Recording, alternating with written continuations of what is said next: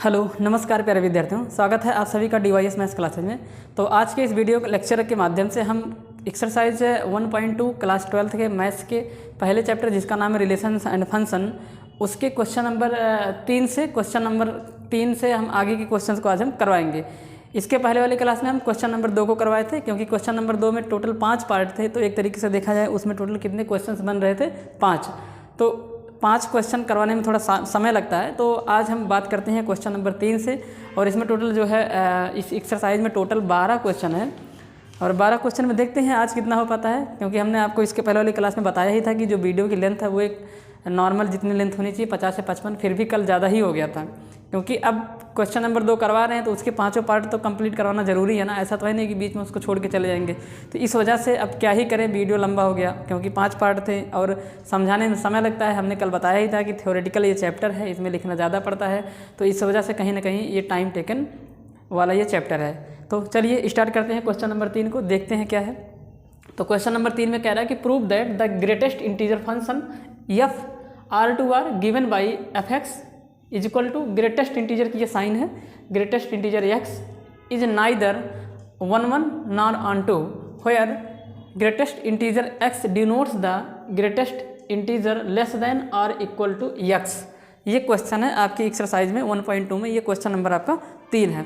तो इसको समझा देता हूँ ये है क्या एक्चुअल में, और ये एक्चुअल में है क्या कि एक फंक्शन होता है। आप देखिए फंक्शन के बारे में ये सारे फंक्शन के बारे में आप क्लास 11 में पढ़े होंगे। तो ग्रेटेस्ट इंटीजर फंक्शन को हिंदी में बोला जाता है महत्तम पूर्णांक फलन। क्या बोलेंगे? महत्तम पूर्णांक फलन। तो ये महत्तम पूर्णांक फलन है, और जो कि डिफाइन है real number to real number, यानी कि इस फंक्शन की जो डोमेन है वो भी एक रियल नंबर होगी, वास्तविक संख्या होगी, और जो को डोमेन है वो भी एक वास्तविक संख्या होगी। और ये फंक्शन कुछ इस प्रकार से है, ये साइन होती है ग्रेटेस्ट इंटीजर फंक्शन की, महत्तम पूर्णांक फलन की साइन यही है। अभी इसके बारे में बताता हूँ ये क्या है, आप लोग भूल गए होंगे तो मैं एक बार याद दिला दूंगा। तो आपको प्रूव करना है कि जो फलन है वो इंजेक्टिव और 1 कह रहा है कि क्या कह रहा है, इज नाइदर 1 यानी कि ना तो ये इंजेक्टिव है और ना ही ये अनटू यानी कि सर्जेक्टिव है, यानी कि ना ये एकाएकी है ना ये आच्छादक फलन है। और यहाँ पे बताया हुआ कि ये जो साइन है ना, इसको ग्रेटेस्ट इंटीजर फंक्शन जो है उसकी जो वैल्यू है वो या तो x के बराबर होगी या तो x से छोटी होगी, यही वो कहना चाह रहा है। तो देखिए करते हैं इस क्वेश्चन को। तो क्या है कि क्वेश्चन को कराने से पहले मैं आपको समझा देता हूँ इसका मतलब क्या होता है। कि यहाँ पे जो लिखा गया ना, ये जो साइन है इसको बोलते हैं ग्रेटेस्ट इंटीजर फंक्शन। ग्रेटेस्ट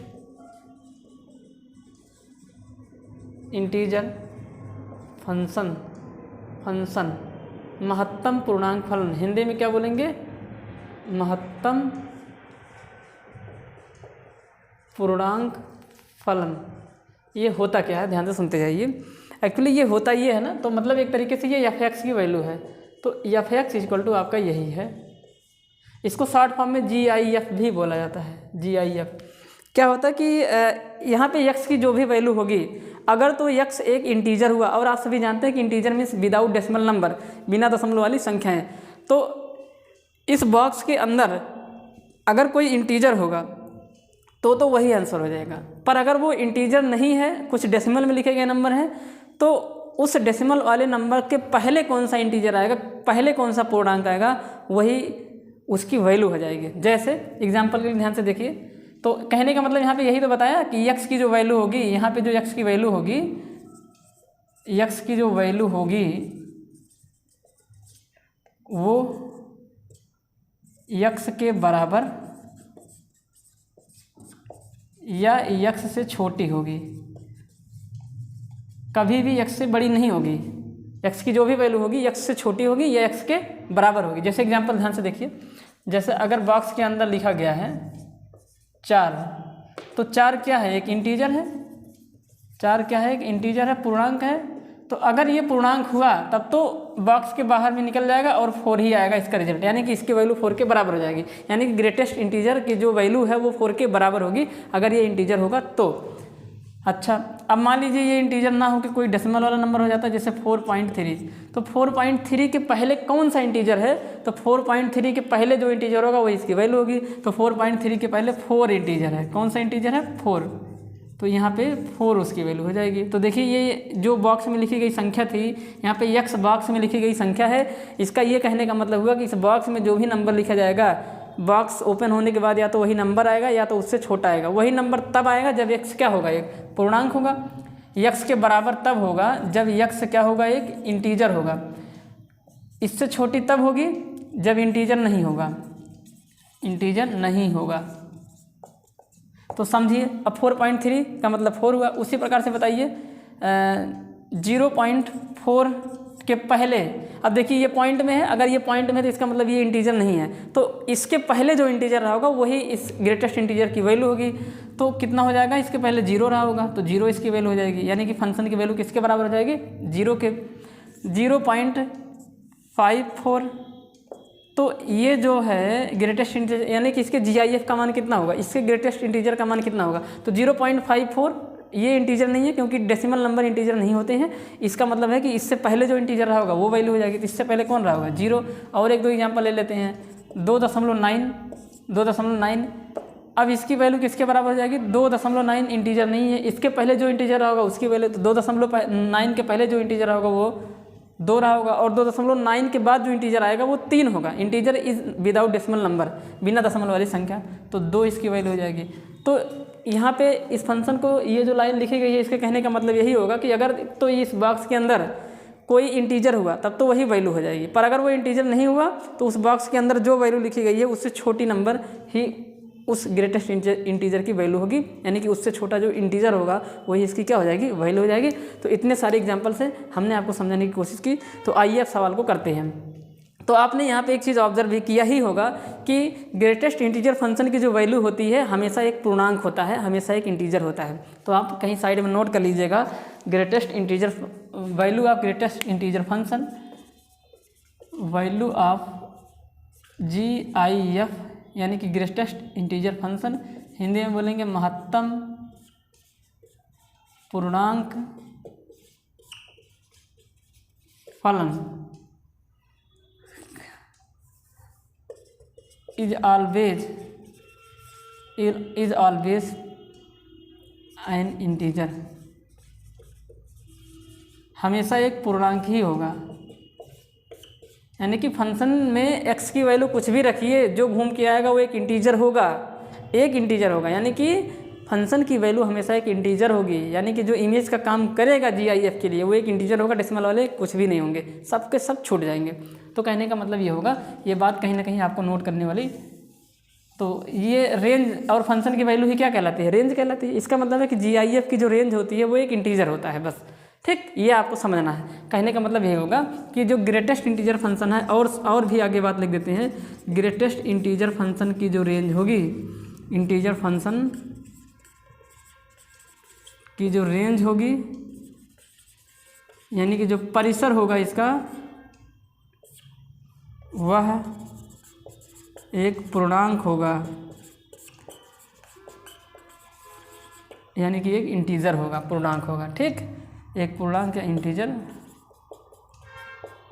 इस बात को भी आप नोट कर लीजिएगा कहीं पे साइड में, ये बात भी आपके लिए इंपॉर्टेंट ही होगा। इसका मतलब इसकी रेंज निकल गई, इंटीजर ही होगी ये।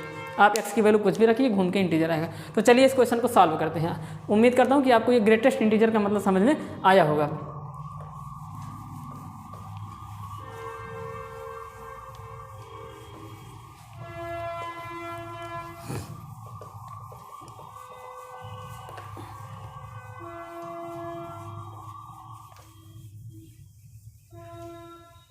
तो सबसे पहले बात करते हैं 1 की। तो 1 के लिए क्या है, 1 की बात करते हैं।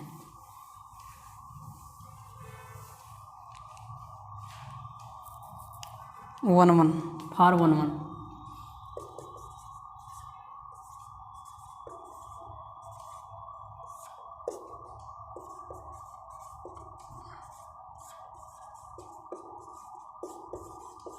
1 एक के लिए देखिए, आपको मालूम है कि इसमें नीदर 1 नॉर ऑन टू दिखाना है, यानी कि इसमें नहीं है ये दिखाना है, और नहीं है किसी भी फंक्शन के ना होने के लिए एग्जाम्पल ही काफ़ी है। तो यहाँ पे 2 एग्जाम्पल ले लीजिए।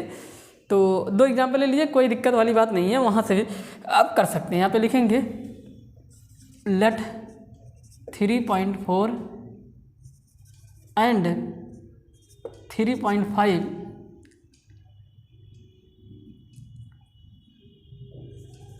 are two numbers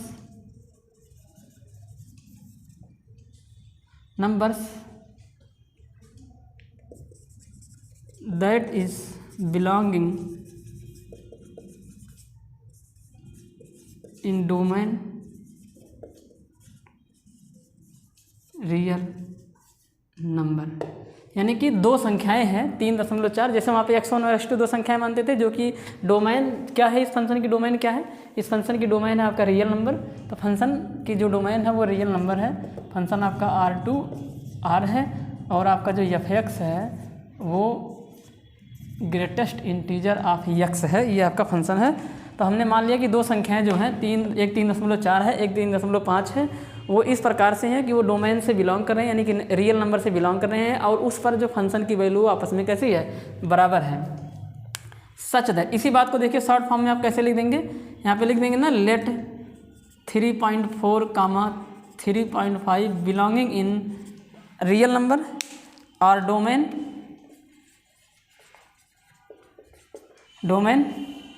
such that f of 3.4 is equal to f of 3.5। देखिए आप वहाँ पे x1 x2 लेते थे तो आप f ऑफ x1 लिखते थे, f ऑफ x2 लिखते थे, तो जो x1 देखिए f के साथ वही आएगा जो आपने वहाँ पे माना हुआ था, x1 x2 माने थे, तो यहाँ पे 3.4 और 3.5 मान लिए हैं, तो इसका मतलब यहाँ पे f of 3.4 equal to f of 3.5। It means the value of the function at 3.4 and 3.5 are equal. अगर अब ये हम प्रूव कर दें तो आप देखिए ना 3.4 पर फंक्शन की वैल्यू क्या होगी, तो आप बोलेंगे GIF ऑफ 3.4, तो GIF ऑफ 3.4 किसके बराबर होगा, देखिए ना यहाँ पे x की जगह पे 3.4 रखेंगे तो f ऑफ 3.4 किसके बराबर होगा, तो आप बोलेंगे x की जगह पे 3.4 रख देंगे, और 3.4 is not an integer, so the value of the function और the value of the GIF of 3.4 is equal to 3। इसकी जो वैल्यू होगी वो किसके बराबर होगी, 3, क्योंकि 3.4 के पहले जो इंटीजर जो पूर्णांक आया होगा वो 3 ही होगा, तो f ऑफ 3.4 वो हो जाएगा आपका 3 के बराबर। ये किसके बराबर हो जाएगा, ये भी 3 के बराबर हो जाएगा।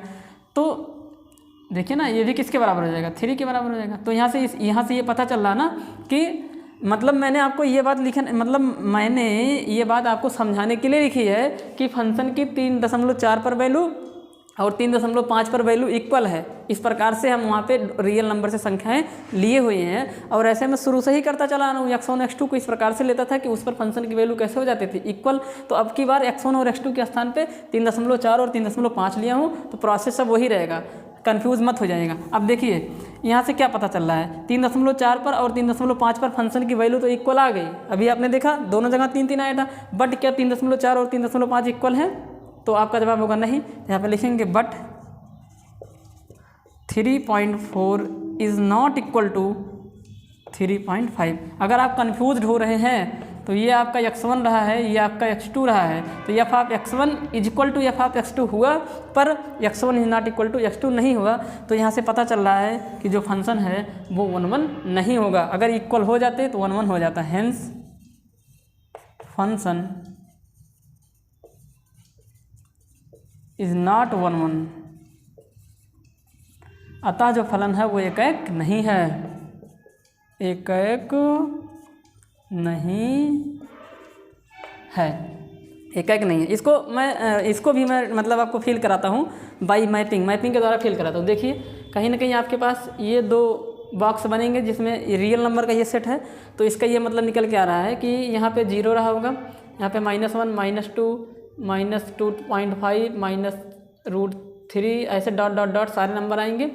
इधर 1 3.5 4.8 मान लीजिए डॉट ऐसे, उसके बाद 0 -1 -2 -2.5 ऐसे करके डॉट नंबर हो गए। उसके बाद मान लीजिए यहाँ पे 1 है, 2 है, 3.5 है, 4.8 है, ऐसा नंबर है। अब देखिए फंक्शन में x की वैल्यू कहाँ से आती है, तो आप बोलेंगे डोमेन से आती है। ये डोमेन आपका हो गया, ये आपका कोडोमेन हो गया, यानी कि ये प्रांत या सा प्रांत। अब ध्यान से देखिए फंक्शन की x की वैल्यू आप 0 रखेंगे तो 0 जब आप 0 रखेंगे x की वैल्यू तो यानी कि f0 तो ग्रेटेस्ट इंटीजर आप 0 और ग्रेटेस्ट इंटीजर आप 0, 0 is an integer, so the value of GIF equal to 0, यानी कि 0 एक पूर्णांक है तो इसकी वैल्यू 0 के बराबर हो जाएगी। तो 0 का तीर गया 0 पर। अब ध्यान से देखिए, अब f ऑफ -1 तो आप बोलेंगे ग्रेटेस्ट इंटीजर के अंदर -1 डालिए, -1 भी एक पूर्णांक है तो इसकी वैल्यू -1 के बराबर हो जाएगी, यानी कि -1 का तीर किस पे गया, -1 पे गया। ध्यान से देखते चले जाइए। पर अब यहाँ पे हम ना अब एक काम करते हैं, -2 का निकाल लेते हैं, यानी कि x की वैल्यू -2 ले लेते हैं। तो इसका मतलब है कि f of -2 is equal to -2 और -2 का जो GIF होगा वो -2 के बराबर होगा, क्योंकि -2 एक पूर्णांक है तो पूर्णांक का सीधा वही आंसर हो जाएगा। ये बात हमने आपको बताई।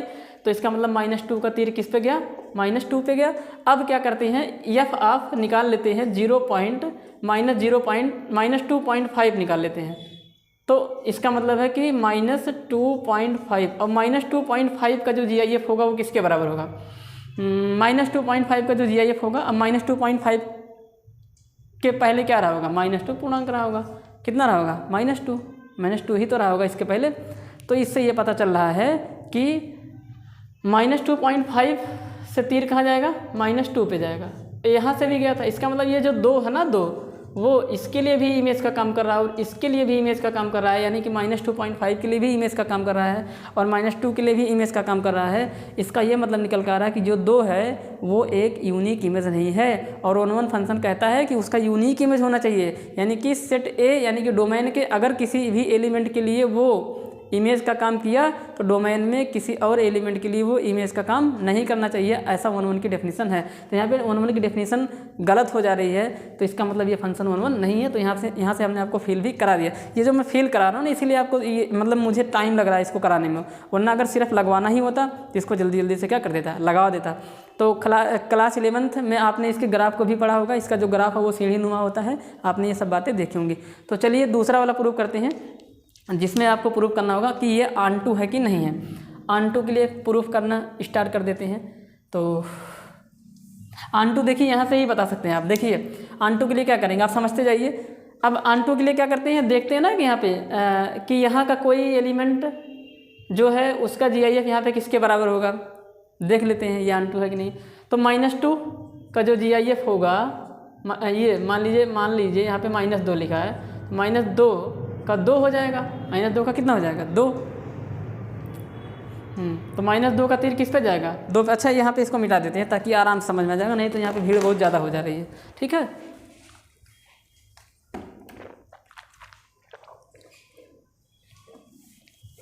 अब ऑन2 के लिए देखिए, और ऑन2 के लिए तो वही सबसे आसान है यार। अभी आपको बताया था ना कि ग्रेटेस्ट इंटीजर फंक्शन की जो डोमेन होगी, वो जो रेंज होगा वो एक पूर्णांक होगा, यानी कि उसकी जो वैल्यू, देखिए रेंज क्या होती है, फंक्शन की जो वैल्यू है, जो पॉसिबल वैल्यू है वही रेंज होती है। तो अभी जस्ट आपने देखा था कि इसमें जो फंक्शन की वैल्यू है वो एक पूर्णांक ही आ रहा है, मतलब डेसिमल नहीं, डेसिमल वाले नंबर आ ही नहीं रहे हैं। तो आपने अभी जस्ट थोड़ी देर के पहले देखा था। तो फॉर ऑन2 यानी कि आच्छादक के लिए,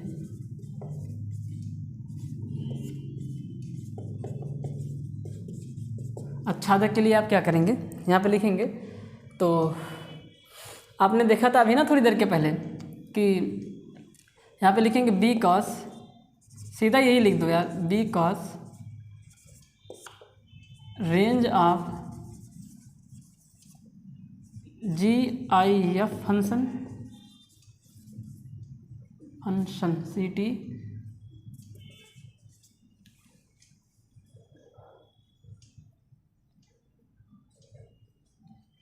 because range of GIF function यानी कि ग्रेटेस्ट इंटीजर फंक्शन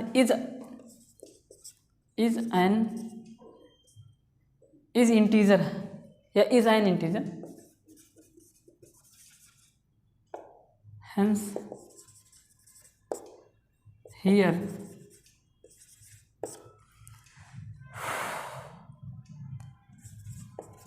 कोडोमेन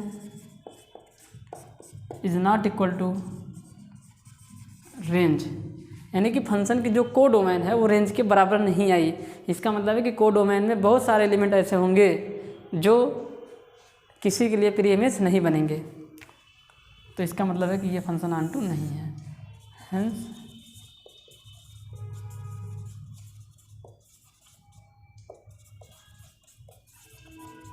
अब इसी बात को हिंदी में लिखता हूँ।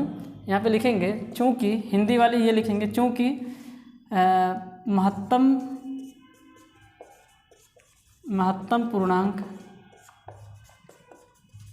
फलन का परिसर एक पूर्णांक होता है,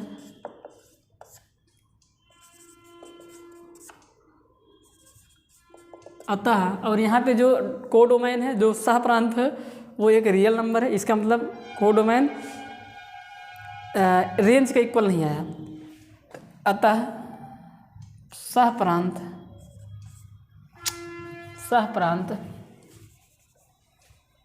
अतः यहाँ पर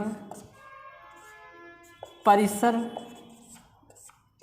इज नॉट इक्वल टू प्रांत।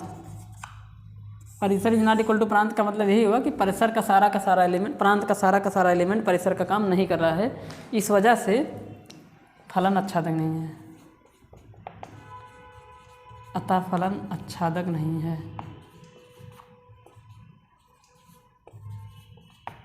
तो इस तरीके से ये क्वेश्चन तीसरा वाला हो जाता है। तो देखिए सारे क्वेश्चन में ना मतलब ऐसा फंक्शन ही ला रहा है कि मुझे एक बार रिवाइज कराना ही पड़ जा रहा है। इस वजह से इसमें बहुत टाइम लग रहा है, तो घबराइएगा मत आप लोग। चलिए ये आप लोग नोट कर लीजिएगा। उसके बाद जो है इंग्लिश मीडियम वाले इसको लिखेंगे, हिंदी मीडियम वाले उसको लिख लेंगे। एक बात मैं और बताना चाह रहा हूँ कि मेरे अभी तक जितने वीडियो बने हुए हैं उसमें मैं एक मिस्टेक करते चला रहा हूँ। तो अगर मैं आप लोगों को बता दे रहा हूँ कि मिस्टेक मैं क्या कर रहा था, तो आप लोग सुधार कर लीजिएगा। मिस्टेक यह था कि जो प्री इमेज की हिंदी होती है वो होती है पूर्व प्रतिबिंब, और मैं उसको सा प्रतिबिंब बता रहा था। अब तक मैं सा प्रतिबिंब बता रहा था, पर आप लोग उसको सुधार कर लीजिएगा, क्योंकि हिंदी की जो बुक मेरे पास है भी नहीं, और हिंदी पर मैं उतना फोकस भी नहीं करता हूँ, तो इस वजह से वहाँ थोड़ा मिस्टेक भी हो गया था। तो आप लोग कोशिश करें कि जो है उसको सही कर लेंगे। जहाँ जहाँ मैं प्री इमेज की हिंदी सा प्रतिबिंब लिखा हूँगा, तो आप उसको प्री इमेज की जो हिंदी है वो पूर्व प्रतिबिंब कर लीजिएगा।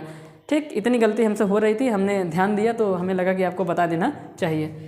तो चलिए ठीक है, बात करते हैं अब इसके बाद अगले क्वेश्चन की। तो चलिए चौथा क्वेश्चन देखिए। चौथा क्वेश्चन क्या कह रहा है इसमें? तो चौथे क्वेश्चन में कह रहा है कि so that the modulus function F R to R given by F X equal to modulus of X is निगेट नाइदर 1 दो बार 1 यहाँ पे एक ही बार लिखा हूँ। Neither 1 nor onto where mod x is equal to x or 0 if x is positive और and mod x is minus x if x is negative.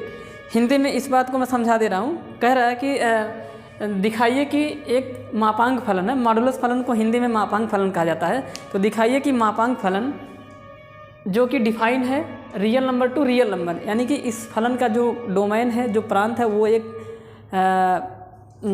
Real number है, वास्तविक संख्या है, यानी कि एक्स की वैल्यू जो फंक्शन में रखी जाएंगी वो वास्तविक संख्या होंगी, और जो वैल्यू आएगी वो भी एक वास्तविक संख्या होगी। गिवन बाई, और फंक्शन ये कुछ इस प्रकार से कि जो एफ एक्स है वो मॉड ऑफ एक्स है, इसको मापांक फलन कहा जाता है।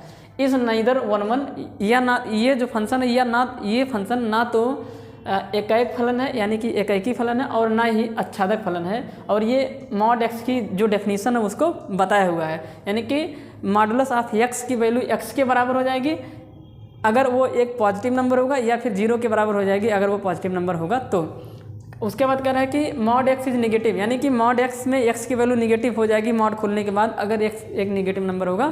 तो नेगेटिव होने का मतलब है कि उसको अभी मैं बता रहा हूँ कि ये मॉडुलस फंक्शन क्या है, उसके बाद इस क्वेश्चन पे डिस्कस करते हैं। तो मैं सबसे पहले मैं बता दे रहा हूँ कि जो मॉडुलस फंक्शन होता है उसको हिंदी में मापांक फलन बोला जाता है। तो क्या बोला मैं कि मॉडुलस फंक्शन को हिंदी में मापांक फलन कहा जाता है। मॉडुलस फंक्शन, ये सब आप क्लास 11 में पढ़े होंगे। मॉडुलस फंक्शन यानी कि मापांक फलन, ये क्या होता है, इसको मॉड से दिखाया जाता है। Mod x is equal to X हो जाता है जब एक्स इज ग्रेटर देन 0, जब एक्स की वैल्यू 0 से क्या हो जाती है, बड़ी हो जाती है। अब हमने कल ही बताया था कि मैथ्स में कोई भी चीज़ अगर 0 से बड़ी है तो इसका मतलब है कि वो पॉजिटिव है, धनात्मक है। यहाँ पे मैं लिख दे रहा हूँ, इट मीन्स इट मीन्स इसका मतलब ये हुआ कि X is an positive number, X एक पॉजिटिव संख्या होगी, यक्स एक धनात्मक संख्या होगी। दूसरा, mod X is equal to minus X हो जाएगा if X is negative, it means X negative होगा, यानी कि निगेटिव होगा, हिंदी में ऋणात्मक बोलेंगे, ऋणात्मक होगा। अब यहाँ पे समझने की कोशिश करिए, देखिए, और मॉड जीरो की जो वैल्यू होगी वो जीरो के बराबर होगी। ठीक, तो इसको समराइज करके भी लिखा जा सकता है कि मॉड यक्स इज, यहाँ पे ये बात मैं कह सकता हूँ, इसको मिटा ही देता हूँ और मैं यहाँ पे ये बात जोड़ सकता हूँ कि यक्स इज ग्रेटर देन और इक्वल टू जीरो। यक्स का मान अगर जीरो के बराबर है या जीरो से बड़ा है तो हमेशा मॉड यक्स के बराबर हो जाएगा। इसका मतलब है कि मॉड के अंदर जो वैल्यू लिखी गई है जस्ट वही आंसर हो जाएगा। ठीक, पर अगर यक्स निगेटिव हो गया तो उस मॉड के अंदर लिखी हुई वैल्यू को एक माइनस प्रोवाइड किया जाएगा ताकि वो प्लस बन जाए, क्योंकि मॉड की ये खासियत है, मॉड किसी भी नेगेटिव वैल्यू को पॉजिटिव बना देता है और पॉजिटिव को तो पॉजिटिव बनाने की कोई ज़रूरत है ही नहीं। अगर कोई पॉजिटिव नंबर है उसको पॉजिटिव क्या बनाए, वो तो पहले से ही पॉजिटिव है ना। तो मॉड क्या करता है, निगेटिव वैल्यू को पॉजिटिव कर देता है। अगर निगेटिव है मॉड के अंदर तो उसको एक निगेटिव दे के तब पॉजिटिव किया जाता है, याद रखे रहना है ये बात। मतलब कहने का ये होगा कि अगर मॉड के अंदर 4 है तब तो वो 4 के बराबर हो जाएगी, क्योंकि ये पॉजिटिव नंबर है ना, 4 कैसा नंबर, ये पॉजिटिव है। पर अगर मॉड के अंदर -4 है तो यहाँ पे इसको एक माइनस, ये जो माइनस है ना, ये प्रोवाइड किया गया माइनस है, ये प्रोवाइडेड माइनस है, प्रोवाइडेड यानी कि एक माइनस दिया जाने वाला माइनस है कि इसको दे के भगाओ, और वो एक माइनस उसके पास था उसको एक माइनस और दे दिया गया तो वो प्लस हो जाएगा। तो इसका मतलब है कि इस -4 को एक माइनस दे दिया गया, ये वही वाला माइनस है, ये वाला माइनस है, और यहाँ यक्स निगेटिव होगा, ये निगेटिव तो लेके आएंगे, एक निगेटिव ये है तो क्या बन जाएगा, पॉजिटिव। तो इस प्रकार से ये पॉजिटिव बन जाएगा। तो फिर आगे देखिए, ध्यान से देखते जाइए, आगे क्या है, -5 किसके बराबर होगा, तो इस -5 को एक माइनस दे दीजिए, 2 बार माइनस तो किसके बराबर हो जाएगा, ये प्लस के बराबर हो जाएगा। आप अगर मॉड 6 लिखा गया तो ये 6 के बराबर हो जाएगा, क्योंकि ऑलरेडी ये प्लस है। मॉड माइनस में 7, तो इस -7 वाले को एक माइनस दे दो ताकि ये बेचारा भी क्या बन जाए, प्लस बन जाए। तो ये जो माइनस है, ये माइनस एक प्रोवाइडेड माइनस है, यानी कि एक माइनस उसको दिया गया है, जो मॉड के अंदर संख्या लिखी गई है निगेटिव वाली उसको, ताकि उसके पास जो एक माइनस वो खुद लिया हुआ है और एक माइनस उसको दे दो ताकि वो क्या बन जाए, प्लस बन जाए। तो समझने की कोशिश करिए। तो मॉड क्या करता है, किसी भी वैल्यू को पॉजिटिव दे देता है, यानी कि यहाँ से ये पता चल रहा है कि जो मॉडुलस फंक्शन की वैल्यू होती है वो हमेशा पॉजिटिव होती है, और फंक्शन की वैल्यू ही रेंज कहलाती है। इससे ये पता चल रहा है कि जो फंक्शन मॉडुलस फंक्शन होगा उसका जो रेंज है वो एक पॉजिटिव नंबर होता है, पॉजिटिव रियल नंबर होता है। यहाँ पे इंटीजर कहना गलत हो जाएगा, इंटीजर नहीं कहेंगे, पॉजिटिव रियल नंबर है। मतलब अगर आपको कभी भी दिखाई दे 3.5 मॉड के अंदर तो ये रियल नंबर है ना, वास्तविक संख्या ये, क्योंकि ये इंटीजर तो है नहीं, इंटीजर होता तो दशमलव नहीं लगता, और रियल नंबर में सारे नंबर आ जाते हैं, इंटीजर भी, नॉन इंटीजर भी, विदाउट डेसिमल, विद डेसिमल, सब कुछ आ जाते हैं। तो -3.5 को एक माइनस दिया जाएगा ताकि ये क्या बन जाए, प्लस बन जाए। तो कहने का मतलब यहाँ पे साफ साफ ये आ रहा है कि जो मॉडुलस फंक्शन होता है उसकी जो रेंज होती है वो एक पॉजिटिव रियल नंबर होती है। तो यहाँ पे मैं लिख दे रहा हूँ, आप लोग भी इसको साइड में लिख दीजिएगा, रेंज ऑफ मॉडुलस फंक्शन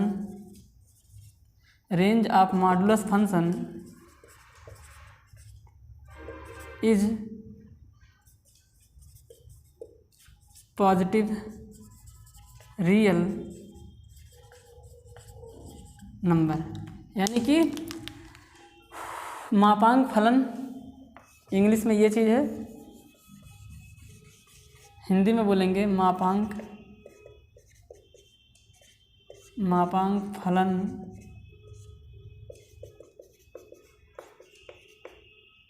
का परिसर, मापांक फलन का परिसर सदैव धनात्मक वास्तविक संख्या होती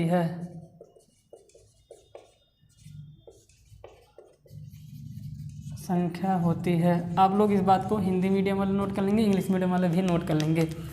ठीक, तो इसकी रेंज पता चल गई, मॉडुलस फंक्शन की जो रेंज है और रेंज ही इमेज का काम करते हैं। तो इसका मतलब ये निकल के आ रहा है कि जो सेट बी होगा उसमें जो डेसिमल वाले नंबर होंगे वो किसी के लिए रेंज का काम नहीं करेंगे, क्योंकि सेट बी में ही तो फंक्शन की वैल्यू होती है। आप समझिए इस बात को। तो वो फंक्शन की वैल्यू जो भी होंगे, जैसे 3.5, 3.8, वो सब नहीं, वो निगेटिव वाले, हाँ निगेटिव वाले रेंज का काम नहीं कर पाएंगे, क्योंकि वो किसी फंक्शन की वैल्यू ही नहीं होंगे, वो किसी मॉडुलस फंक्शन की वैल्यू नहीं होंगी, इसलिए वो रेंज का काम नहीं करेंगे, क्योंकि वो फंक्शन की वैल्यू नहीं है। इससे ये पता चल रहा है कि फंक्शन ऑन टू तो नहीं है। ऑन टू की फीलिंग आप लोगों को समझ में आ ही रही होगी। ठीक, तो कहने का मतलब ये हुआ। अब ध्यान से देखते चले जाइए। अब आगे बढ़ते हैं, ये 2 बातें नोट कर लीजिएगा। अब इसको हम आगे बताते हैं, पढ़ाते हैं, मतलब इसको सॉल्व करवाते हैं, प्रूफ करवाते हैं।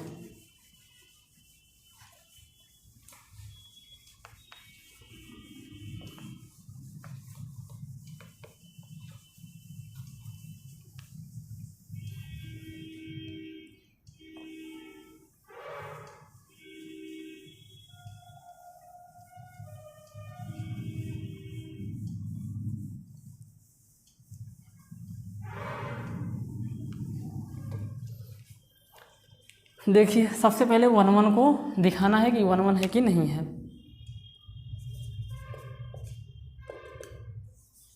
फॉर 1 1, फॉर 1 1,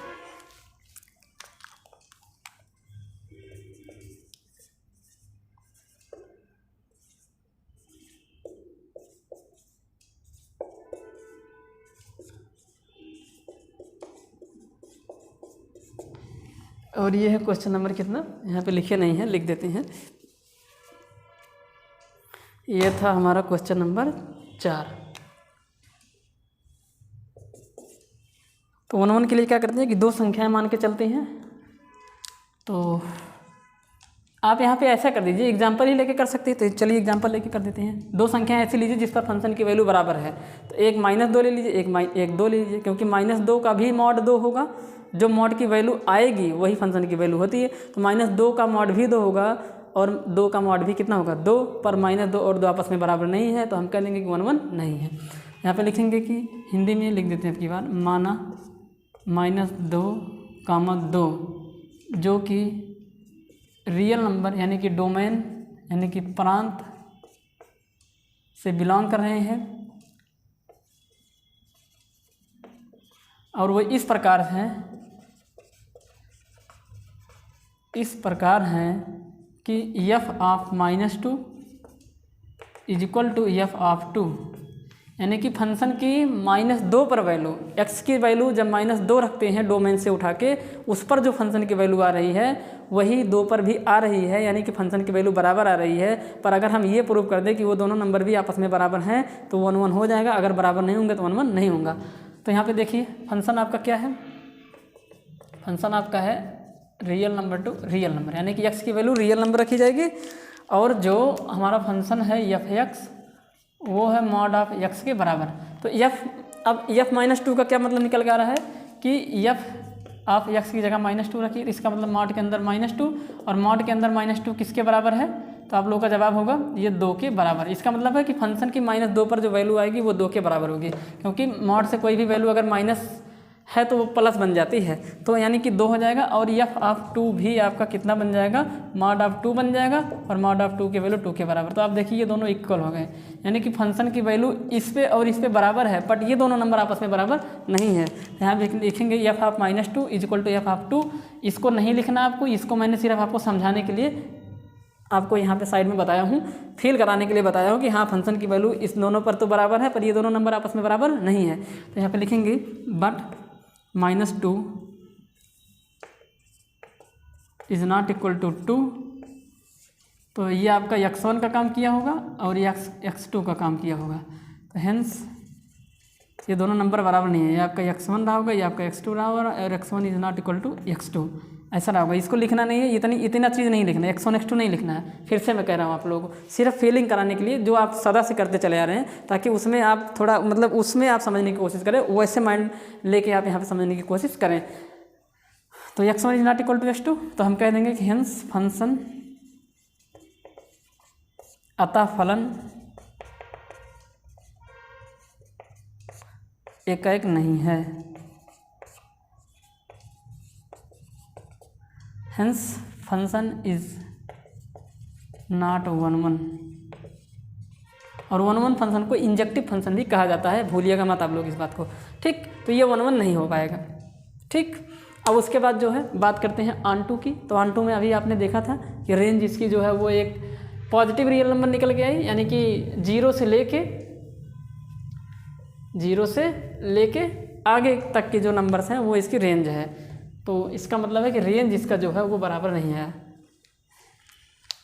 यहाँ पे लिख देंगे,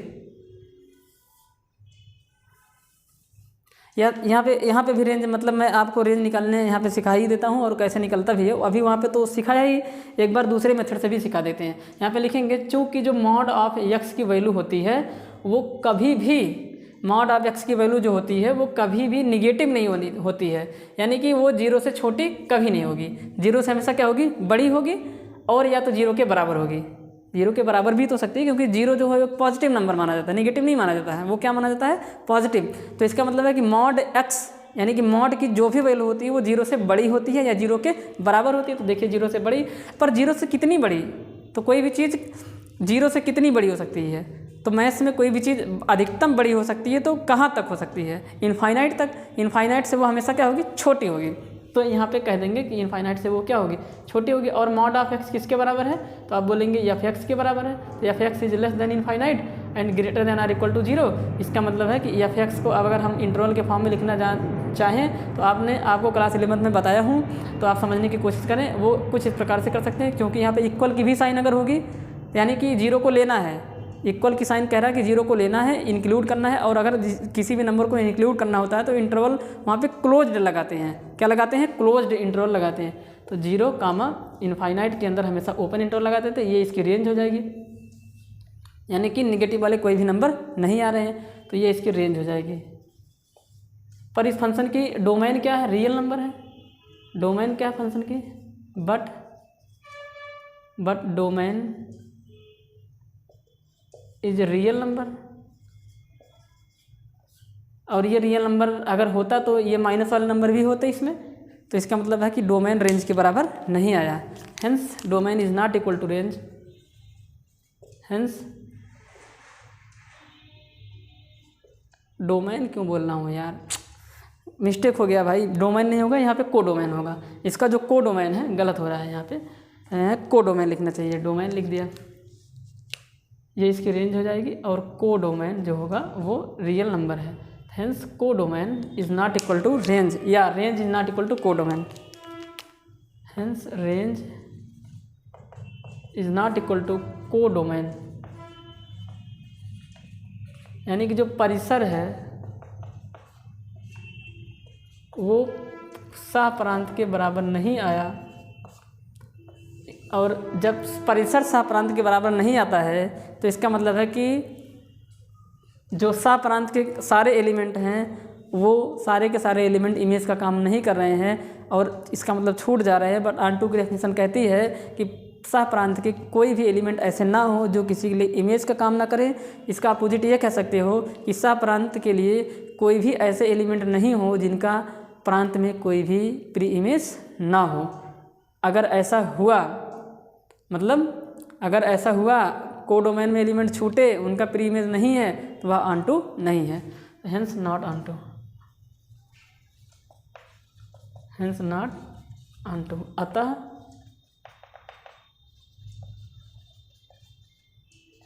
आच्छादक नहीं है, आच्छादक नहीं है, ठीक। तो इस प्रकार से इसको हम कर लेते हैं, देखिए कितना ही आसान है। अगर आप कहें तो आपको फील भी करवा सकता हूँ, कोई दिक्कत वाली बात नहीं है। यहाँ पे देखिए फीलिंग लीजिए, रियल नंबर है ना, तो 0 होगा, माइनस में 1 होगा, माइनस में 1.5 हो जाएगा, माइनस के सारे number 2.5 dot dot dot dot infinite 1 2 3.5, ऐसे समझने की कोशिश करिए। 0 -1 -2.5 -3.5 ऐसे। तो यहाँ पे -2.5 आप यहाँ पे देखिए, ये आपका कोडोमेन है। अब आप समझिए, कभी भी फंक्शन की वैल्यू नेगेटिव आ ही नहीं सकती है, तो इसका मतलब ये सारे के सारे नंबर जो हैं वो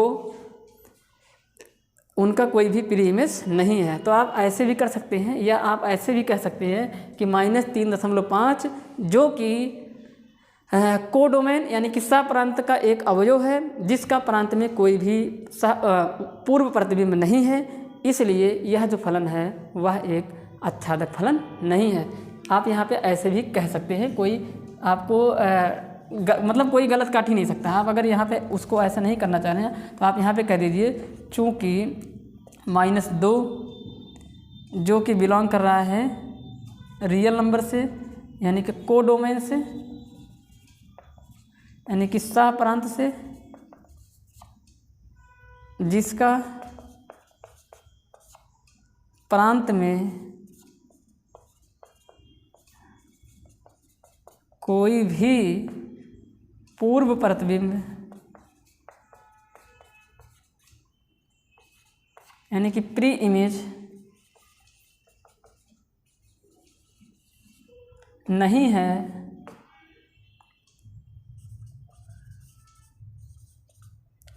अतः फलन आच्छादक नहीं है। तो आप या तो ये कर दीजिए, आप या तो ये कर दीजिए, दोनों नहीं करना है, कोई एक करना है, जो आपको सूटेबल लगे, जो आपको अच्छा लगे, जो आपको सरल लगे, आप वही कर दीजिए। मेरे हिसाब से ये भी सही है और मेरे हिसाब से ये भी सही है। मैं तो सारी तरफ से समझ रहा हूँ, मैं अभी इसको ग्राफ के द्वारा भी समझ सकता हूँ, पर आपको क्या अच्छा लग रहा है आप जानने की कोशिश करें। यहाँ पे जो माइनस वाले सारे नंबर है वो किसी के लिए प्री इमेज का काम नहीं करेंगे, तो अगर वो किसी के लिए प्री इमेज का काम नहीं करेंगे तो इसका मतलब ये निकल के आ रहा है उनका, देखो फिर गलत बोल दिया, गलत यार, इसमें बहुत गलत निकलता है, फॉलो में गलत निकल जा रहा है। देखिए फिर से मैं समझा रहा हूँ, वो अभी प्री इमेज गलत बोल दिया, इमेज बोलना चाहिए था मुझे वहाँ पे। मैं ये बोला कि कोडोमेन में माइनस वाले जितने नंबर हैं वो सारे के सारे इमेज का काम नहीं करेंगे, तो अगर वो इमेज का काम नहीं करेंगे तो उनका प्री इमेज भी नहीं होगा। तो हमें तो कोई एक चाहिए दिखाने के लिए, तो हमने एक ले लिया यहाँ से और बता दिया कि इसका कोई भी प्री इमेज नहीं है, इसलिए ये आंटू नहीं है, आच्छादक नहीं है। बस यही इतना बताना है आपको। इतना आप अगर लिख देंगे अपने शब्दों में जो आपने समझा है तो एग्जामिनर आपका गलत नहीं काटेगा और वो सही हो जाएगा और आपको नंबर मिल जाएगा। तो इस तरीके से ये क्वेश्चन नंबर 4 हो जाता है। अब डिस्कस करते हैं क्वेश्चन नंबर 5 की।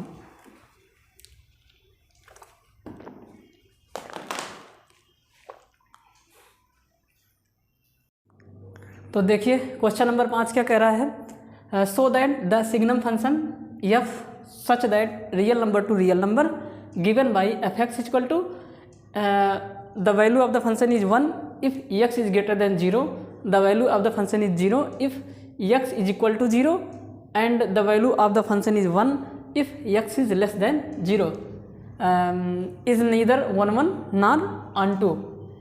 यानी कि कहने का मतलब ये हुआ कि दिखाइए कि एक चिन्ह फलन है, दिखाइए कि जो चिन्ह फलन दिया गया है जो कि real number to real number define है, यानी कि वास्तविक संख्या टू वास्तविक संख्या डिफाइन है, यानी कि डोमेन भी वास्तविक संख्या है, प्रांत भी वास्तविक संख्या है, एक्स की वैल्यू जहाँ से लिए जाएंगे वास्तविक होने चाहिए, जहाँ पे एक्स की वैल्यू रखने के बाद फंक्शन में जो वैल्यू वाई की मिलती है वो भी एक वास्तविक संख्या होनी चाहिए, यानी कि डोमेन भी रियल नंबर और कोडोमेन भी रियल नंबर। और एफ(x) फलन कुछ इस प्रकार से डिफाइन है कि जब x बड़ा होगा 0 से तो फंक्शन की वैल्यू 1 हो जाएगी, यानी कि x की वैल्यू आप अगर 0 से बड़ा ले रहे हैं तो y की जो वैल्यू आएगी, y की वैल्यू कौन, f(x) की वैल्यू, तो जो f(x) की वैल्यू आएगी वो 1 के बराबर होगी, यानी कि फंक्शन की वैल्यू 1 के बराबर होगा।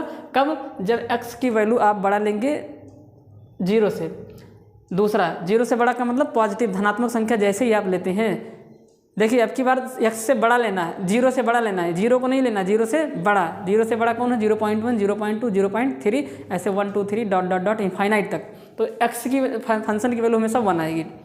आगे if x is equal to 0, यानी कि जब x का मान आप 0 लेंगे तो फंक्शन की वैल्यू 0 के बराबर आएगी, और अगर आप x का मान 0 से छोटा ले रहे हैं तो फंक्शन की वैल्यू 1 के बराबर आ जाएगी। तो आपको ये बताना है कि ये 1 1 है कि नहीं है, नहीं मतलब आपको दिखाना है कि ये फलन 1 1 नहीं है, यानी कि इंजेक्टिव नहीं है, हिंदी में बोले तो एकाएकी नहीं है, और आच्छादक भी ये नहीं है, यानी कि आंटू भी नहीं है। तो देखिए कितना सिंपल है। सिग्नम फंक्शन को हिंदी में बोला जाता है चिन्ह फलन।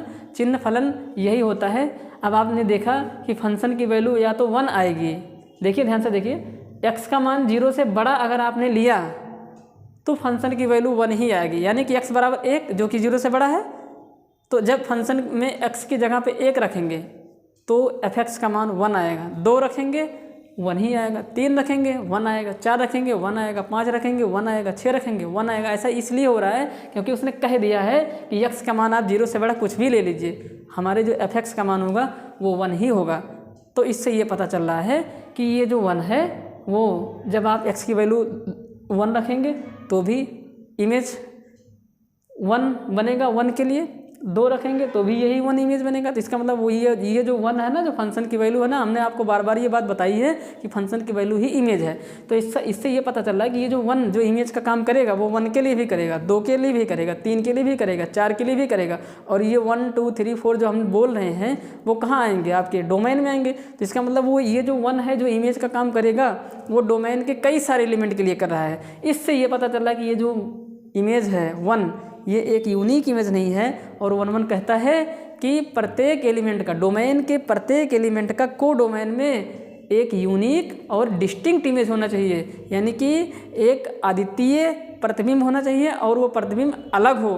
ऐसा नहीं है कि 1 अगर 4 का प्रतिबिंब हो गया तो 1 5 का भी प्रतिबिंब हो, 1 6 का भी प्रतिबिंब हो। नहीं, अगर 1 1 का प्रतिबिंब बना, 1 4 का प्रतिबिंब अगर बना तो वो 4 का ही रहे और किसी का ना रहे। कहने का मतलब ये हुआ, समझने की आप कोशिश करें तो यहीं से पता चल जाता है कि ये जो फंक्शन है ये 1 1 नहीं है। तो अगर ये ऑब्जेक्टिव टाइप पूछता है तो आपको ये सब आपको माइंड लगाने हैं, ये सब आप दिमाग लगाएं और यहीं से देखते ही बता दें कि 1 1 है कि नहीं है। तो देखिए, अगर आप समझे रहेंगे ना, अगर आप फीलिंग के साथ उस चीज़ को समझ रहे हैं, उसके बेस से जुड़े हुए हैं, कंसेप्ट आपको समझ में आ रहा है, तो आप बड़े ही आसानी के साथ इसको यहीं पे बता देंगे कि ये 1 1 नहीं है। ठीक, समझ में आ रहा है। अच्छा, एक बात और एक बात आप यहाँ पे देखिए, फंक्शन की वैल्यू या तो 1 होगी या तो 0 होगी या तो 1 होगी। 1 0 1 देखा, एक सेकंड, कुछ मिस्टेक्स नहीं हो गया, ठीक है। तो आपने देखा कि जो फंक्शन की वैल्यू है ये, यार कुछ गलत लग रहा है यहाँ पे, किताब में तो मिस्टेक नहीं है, 1 0 1 ही होगी कि यहाँ पे -1 होना चाहिए। ऐसे कैसे हो सकता है? मेरे हिसाब से तो जो है ये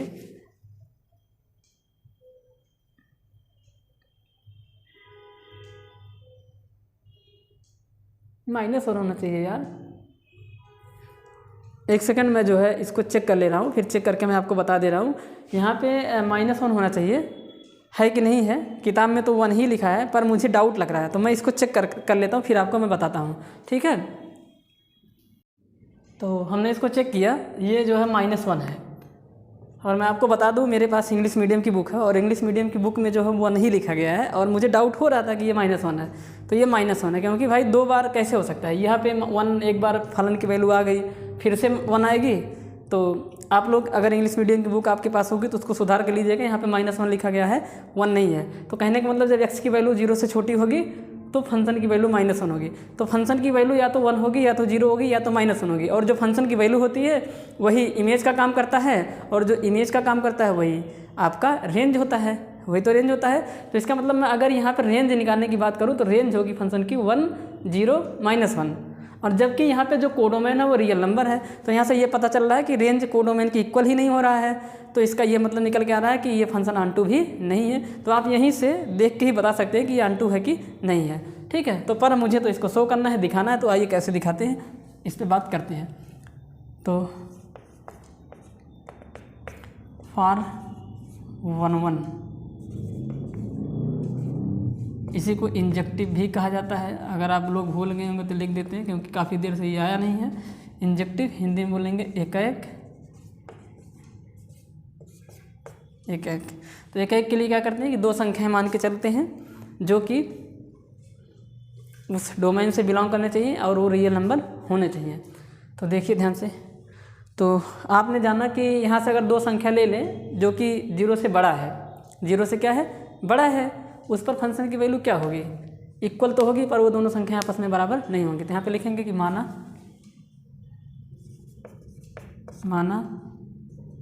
3, 4 is belonging in real number, यानी कि डोमेन, एक तरीके से कह देंगे प्रांत। तो ये 3, 4 जो कि प्रांत से बिलोंग कर रहे हैं, और उस पर जो फंक्शन की वैल्यू है वो इक्वल है, यानी कि f(3) फंक्शन की वैल्यू, फंक्शन का मान, फलन का मान 3 पर और एफ ऑफ 4 इज इक्वल है, इक्वल होगा भी, फंक्शन की वैल्यू 3 पर कितनी होगी 1 होगी, 4 पर कितनी होगी 1 होगी, क्योंकि 3 और 4 0 से क्या हैं बड़े हैं, और जब भी x की वैल्यू 0 से बड़ा लिया जाएगा तो फंक्शन की वैल्यू किसके बराबर आ जाएगी 1 के बराबर हो जाएगी। यहाँ से देखिए ना F of 1 F of 3 is equal to 1 आएगा, और एफ ऑफ 4 भी कितना आ जाएगा 1 आएगा। क्यों आएगा, क्योंकि 3 is greater than 0 and 4 is greater than 0, और जब 0 से बड़ा होगा तो फंक्शन की वैल्यू 1 आएगी। फंक्शन की वैल्यू है ये, फंक्शन की वैल्यू आ गई 1। तो बट यहाँ पे लिखेंगे बट, लेकिन 3 और 4 आपस में बराबर नहीं है, तो ये x1 रहा होगा, ये x2 रहा होगा। x1 x2 दो ऐसे संख्या हैं जो रियल नंबर से बिलोंग की, पर वो दोनों आपस में बराबर नहीं हुई, पर उन पर फंक्शन की वैल्यू बराबर थी। इस वजह से ये जो फलन है वो एकाएक नहीं है, अतः फलन एकाएक नहीं है। इंग्लिश में कैसे लिख देंगे, अगर इसी बात को लिखेंगे, अगर आप लिखना चाहें तो यहाँ पे लिख देंगे let 3, 4 belonging in real number means domain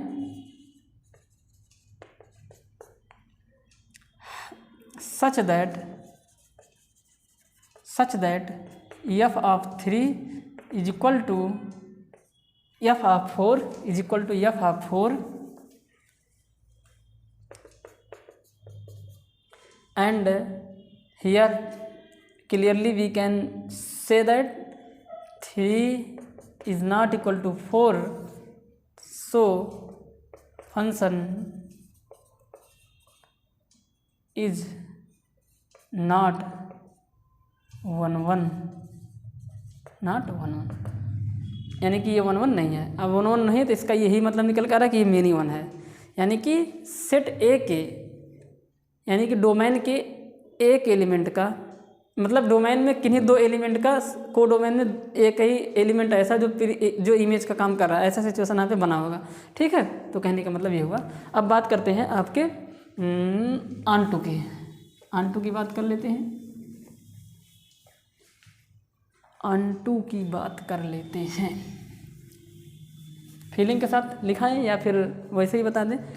वैसे करने के लिए देखिए ध्यान से, वैसे अगर आपको करना है यहाँ पे लिखेंगे चूँकि फलन का परिसर वही होता है जो फलन की वैल्यू होती है। दूसरे शब्दों में कह देंगे परिसर वही होता है जो इमेज का काम करते हैं, इमेज का काम वही करेंगे जो फलन की वैल्यू का काम करते हों। तो फलन की वैल्यू 1 है, 0 है, -1 है, तो वही परिसर होंगे, वही रहेंगे। फलन का परिसर कितना है, तो ये है 1 0 -1, और फलन का जो फलन का प्रांत कितना है, तो आप बोलेंगे वास्तविक संख्या, दिया ही है ऊपर वास्तविक संख्या है। तो अतः परिसर और प्रांत आपस परिसर और प्रांत, यार साला दिमाग ही खराब हो गया है भाई, गलत हो रहा है यार, प्रांत नहीं भाई सह प्रांत है। ठीक, समझ सही कर लीजिएगा उसको, फलन का सह प्रांत, सह प्रांत है, परिसर प्रांत, प्रांत ही बार बार आता है, सह प्रांत। अतः परिसर इज नॉट इक्वल टू, या परिसर सह प्रांत के बराबर नहीं है, यानी कि रेंज। इसीलिए हिंदी पे उतना ज़्यादा फोकस करना नहीं चाहता हूँ, बार बार गलती हो जाती है। Range is not equal to codomain and if range is not equal to codomain then the given function is not onto function, hence function is not onto. Hindi में बोलेंगे अतः फलन आच्छादक नहीं है, फलन आच्छादक नहीं है। तो इस प्रकार से इसको कर लेते हैं। अब हमने तो प्रूफ कर दिया और रेंज और परिसर से शाह प्रांत से कर दिया, परिसर और शाह प्रांत से कर दिया। अब इसको फिल करवा देते हैं आप लोगों को, क्या ये सच में ऐसा है? तो देखिए इसको मिटा देते हैं, नोट कर लीजिएगा आप लोग, फिर इसको मिटाते हैं। इसको आराम से नोट कर लीजिए, उम्मीद करता हूँ कि नोट कर लिए होंगे। मिटा दे रहा हूँ इसको, देखिए ध्यान से सुनिए, फील करिए इसको आप, देखिए क्या सच में ये है कि नहीं है।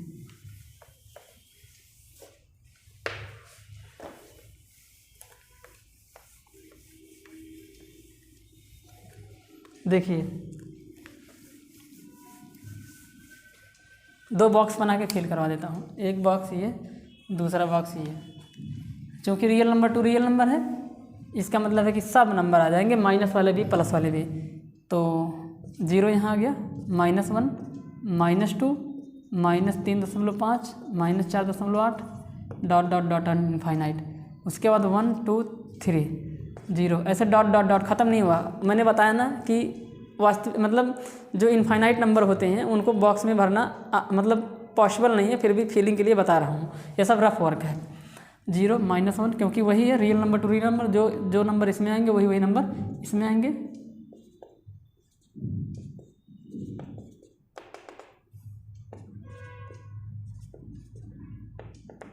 आप ध्यान से देखते चले जाइए। देखिए x की वैल्यू -1 रखेंगे, x की वैल्यू क्या रख देंगे? -1। तो -1 यानी कि 0 से क्या है? छोटा है।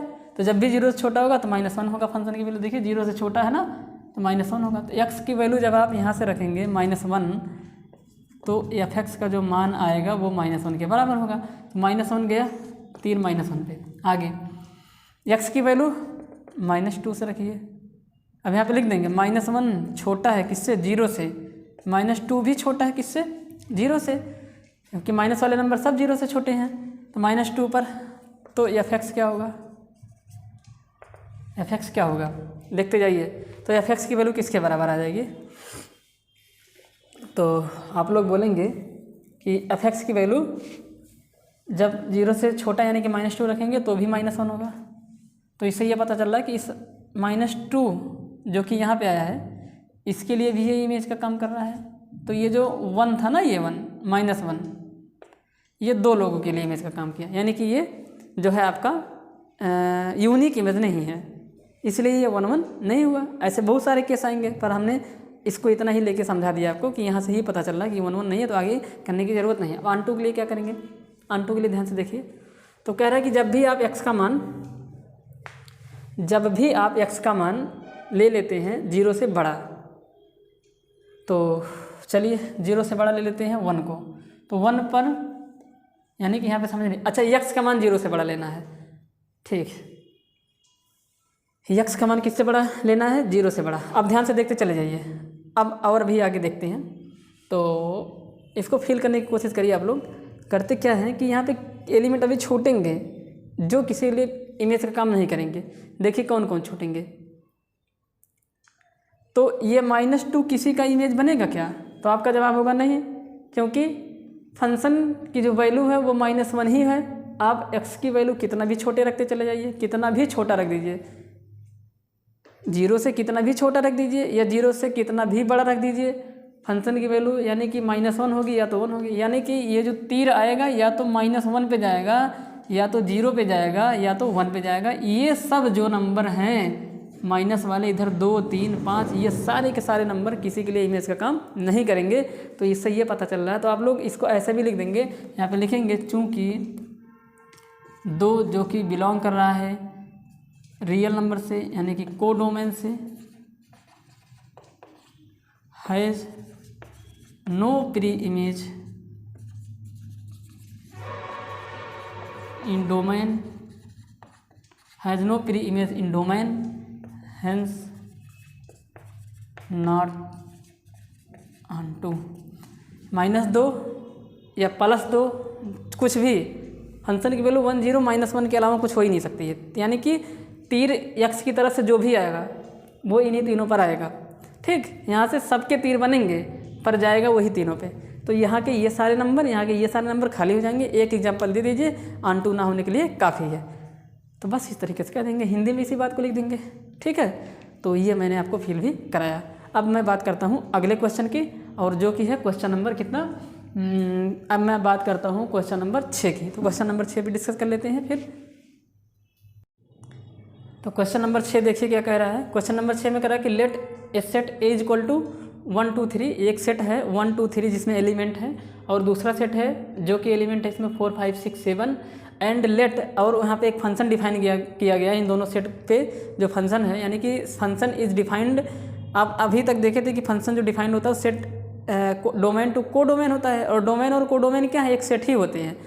तो ये डोमेन है और ये क्या हो जाएगा, कोडोमेन। और फंक्शन जो है वो 1 4 2 5 3 6 इसमें ऐसे ऐसे एलिमेंट आ रहे हैं। तो आप बताइए कि ये जो फंक्शन है ये 1 1 फंक्शन है, और ये फंक्शन डिफाइन कैसे है, set A to set B, from set A to set B, यानी कि समुच्चय ए से समुच्चय बी पर ये फंक्शन डिफाइन है। यानी कि सेट ए जो होगा वो डोमेन का काम करेगा और सेट बी जो होगा वो कोडोमेन का काम करेगा। तो आप बताइए कि ये दिखाइए कि ये जो फलन है वो एक फलन है, यानी कि 1 1 फंक्शन है, और 1 1 का जो दूसरा नाम है वो इंजेक्टिव है। तो देखिए कैसे करेंगे इसको, देखते ही पता चल रहा है। 1 1 की डेफिनेशन क्या है, 1 1 कहता है कि सेट ए के प्रत्येक एलिमेंट का सेट बी में एक यूनिक एंड डिस्टिंक्ट इमेज होना चाहिए, यानी कि एक अद्वितीय और अलग अलग प्रतिबिंब होने चाहिए। सेट ए के एलिमेंट का सेट बी में एक अद्वितीय, यानी कि जो और किसी का ना हो, और अलग अलग होने चाहिए। यानी कि अगर सेट ए में 3 एलिमेंट आए हैं 1 2 3, तो तीनों के अलग अलग इमेज भी होने चाहिए सेट बी में। तो अगर ऐसा है तो हम कह देंगे कि ये जो फलन है वो एक ऐसी फलन है। तो देखिए सेट ए में कौन कौन से एलिमेंट आए हैं, 1 2 3 आया है, तो 1 का भी इमेज होना चाहिए, 2 का भी इमेज होना चाहिए, और 3 का भी इमेज होना चाहिए। और सेट ए के जिन जिन एलिमेंट के इमेज होते हैं उन एलिमेंट को हम लोग डोमेन कहते हैं। सबको डोमेन नहीं बोलेंगे, ऐसा नहीं कि सेट ए के एलिमेंट को डोमेन बोलेंगे, ऐसा सिर्फ फंक्शन में ही पॉसिबल है, क्योंकि फंक्शन की डेफिनेशन ही यही है कि सेट ए के प्रत्येक एलिमेंट का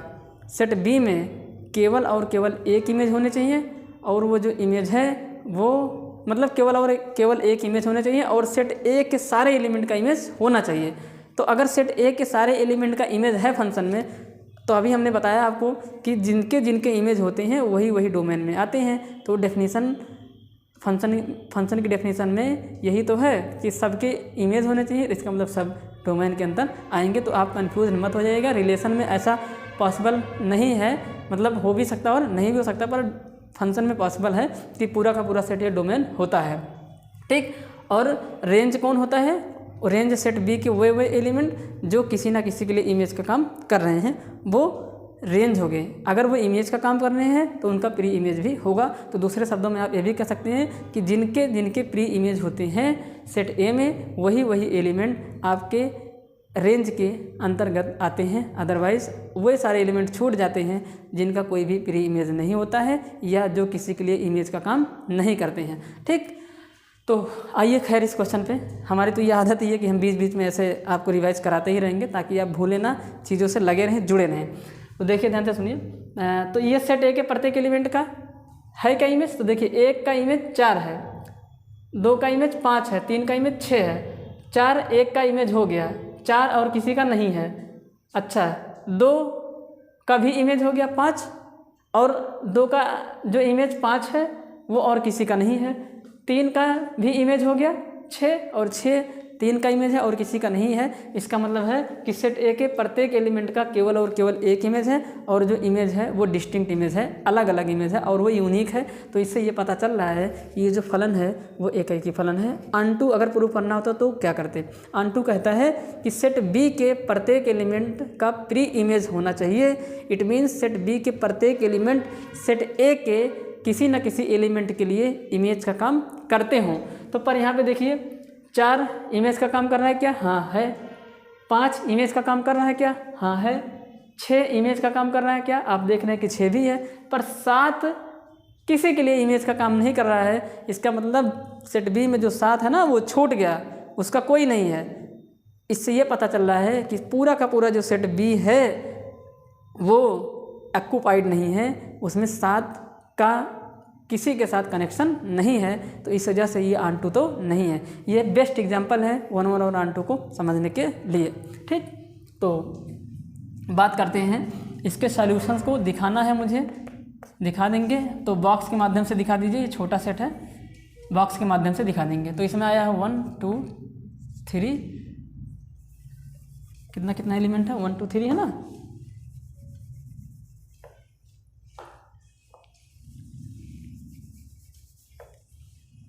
तो इसमें है 1 2 3 और इसमें है 4 5 6 4 5 6 7। तो 1 का रिलेशन किसके साथ है वहीं से देख के बता दीजिए। देखिए फंक्शन आपका यही तो है 1 4 2 5 3 6। ये चीज़ हमने स्टार्टिंग में ही समझाई थी कि 1 का 4 के साथ रिलेशन है तो 4 इमेज होगा किसका, 1 का। तो 1 का इमेज कौन 4, 2 का इमेज कौन 5, 3 का इमेज कौन 6। तो सेट ए के प्रत्येक एलिमेंट का सेट बी में किसी न किसी एलिमेंट के साथ यूनिक और डिस्टिंक्ट इमेज है। तो इसलिए ये क्या है यहाँ पे लिखना है because all the element of set A having one and having unique and distinct image, having unique and distinct image in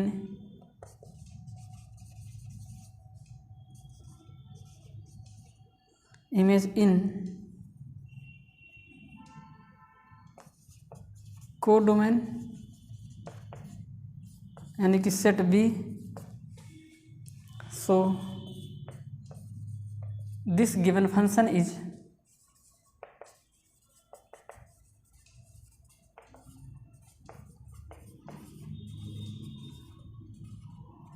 one. Hindi में कैसे लिखेंगे इस बात को, लिखेंगे चूंकि सेट ए यानी कि प्रांत के प्रत्येक एलिमेंट का के प्रत्येक अवयव का सेट बी में, सेट बी बोले तो सहप्रांत,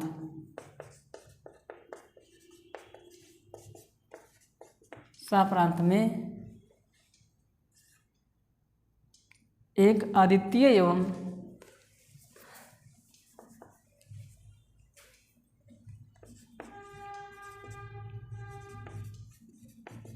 अलग एवं या एक अलग एवं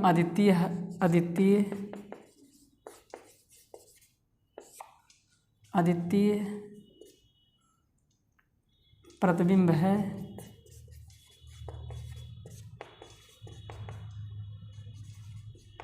अतः फलन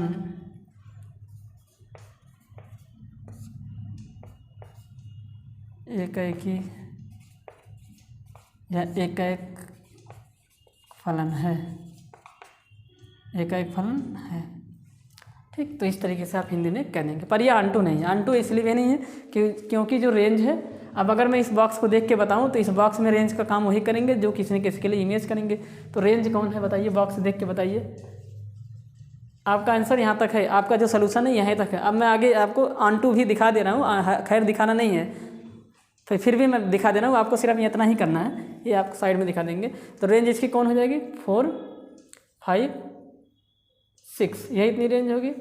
और कोडोमेन पूरा का पूरा सेट बी होता है 4 5 6 7। तो range is not equal to codomain. आपने देखा range is not equal to codomain. तो रेंज अगर कोडोमेन के बराबर नहीं होता है तो नॉट अनटू हो जाता है। तो ये अनटू नहीं है, ऐसे कर सकते हैं, कोई दिक्कत वाली बात नहीं है। पर खैर आपको करना नहीं है अनटू, अगर कह देता तो आप ऐसे दिखा देते। तो ये क्वेश्चन इतनी आसानी से देखिए हो जाता है। ये बहुत ही इंपॉर्टेंट क्वेश्चन एक तरीके से बताएं तो फंक्शन की फीलिंग लेने के लिए।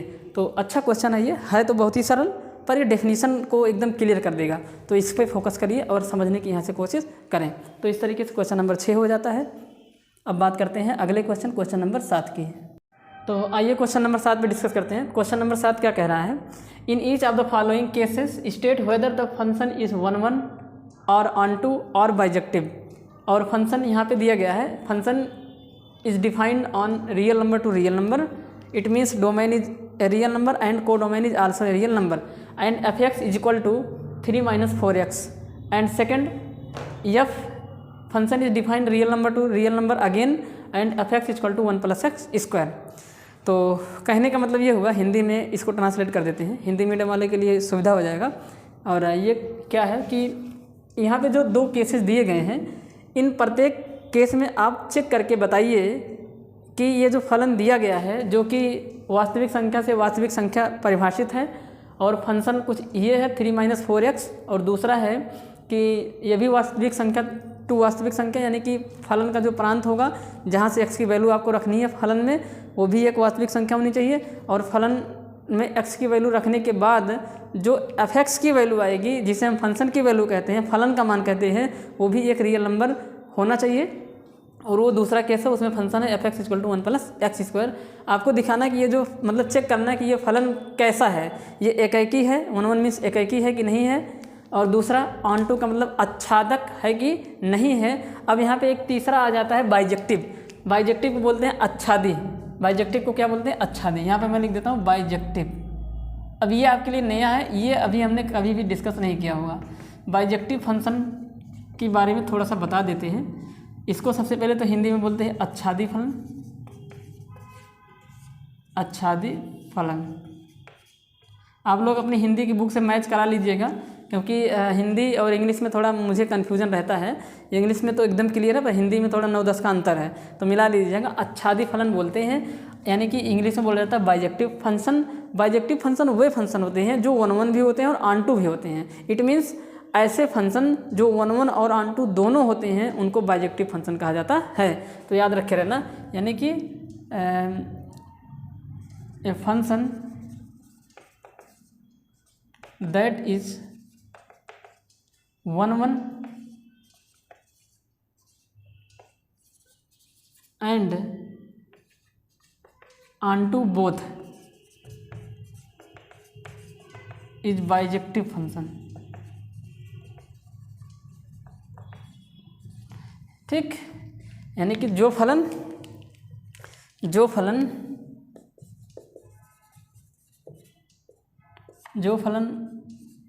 एकैक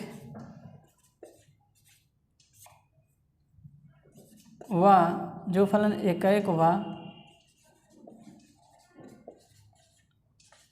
आच्छादक दोनों होता है,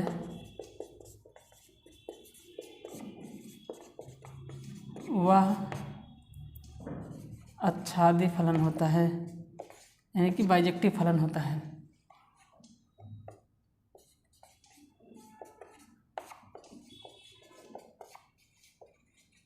ठीक, ये आप नोट कर लीजिएगा, कई साइड पे इसको आप नोट कर लीजिएगा, ये आपके लिए इम्पॉर्टेंट है, नई चीज़ है ये। इसका यूज है इनवर्स ट्रिग्नोमेट्रिक फंक्शन में। इनवर्स उन्हीं का बनता है जो बाइजेक्टिव होते हैं। ठीक, नोट कर लीजिएगा इसको आप लोग। तो आइए एक एक करके डिस्कस करते हैं इसको। तो सबसे पहले आपको पढ़ना पड़ेगा, आपको दिखाना मतलब शो कर मतलब आपको ये चेक करना पड़ेगा कि ये 1-1 है कि नहीं है। तो सबसे पहले 1-1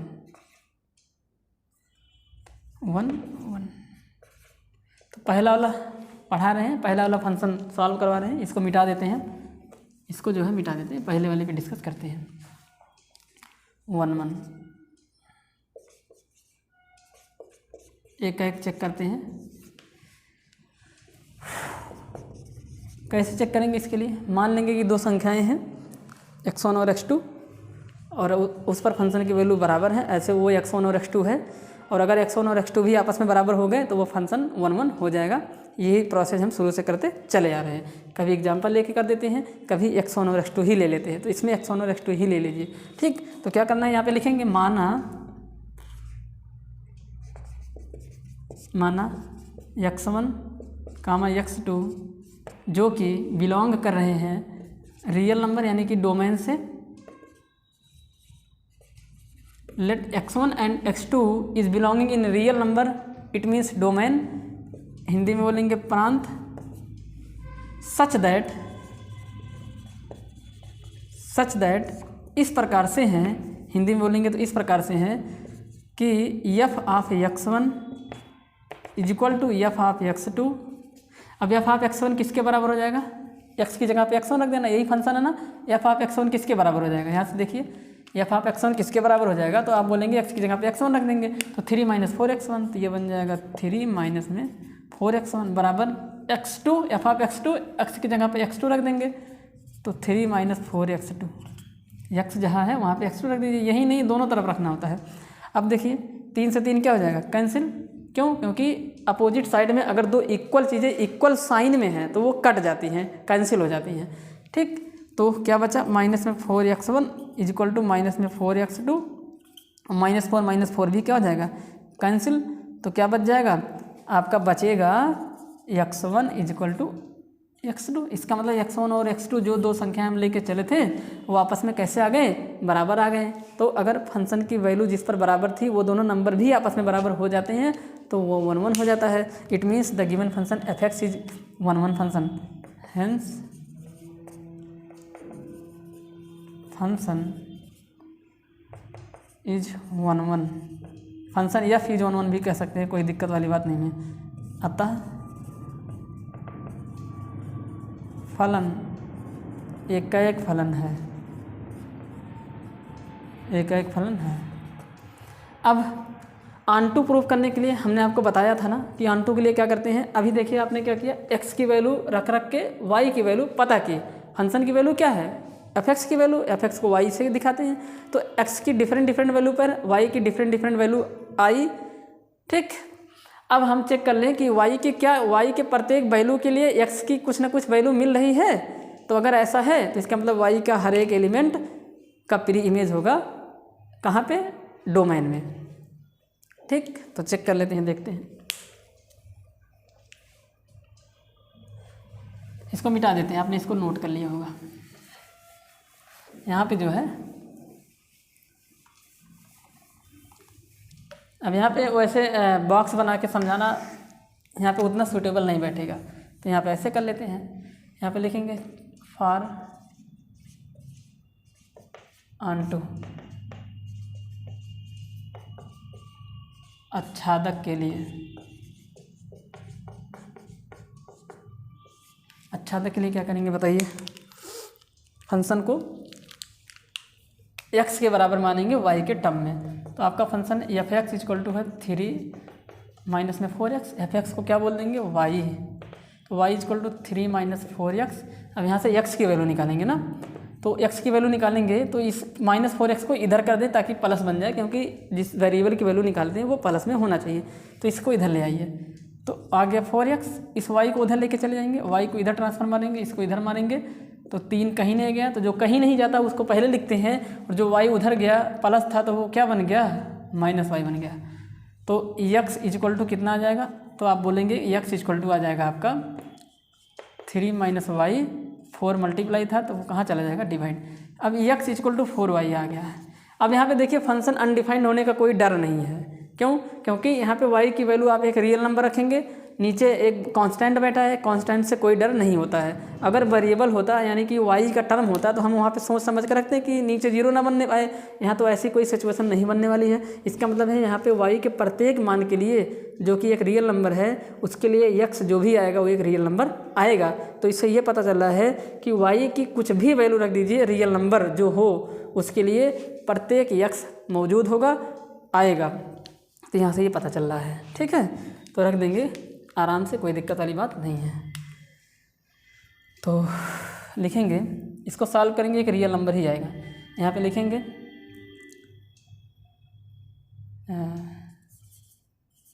here clearly we can see that, say that नहीं, see that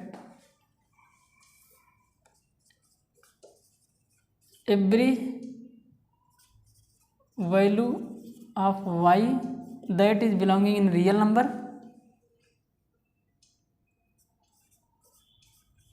has, see that at every value of y has value of x is belonging in real number. यहाँ पे लिखेंगे को डोमेन, यहाँ पे लिख दीजिए domain it means for all y belonging in codomain has pre-image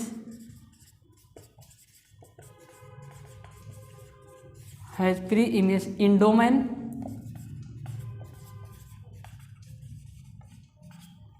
hence the function is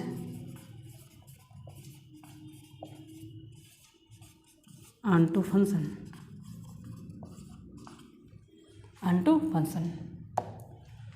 तो ये जो मैं बात यहाँ पे लिखा हूँ, here clearly we can see that at every value of Y that is belonging in real number it means codomain has value of X that is belonging in real number domain.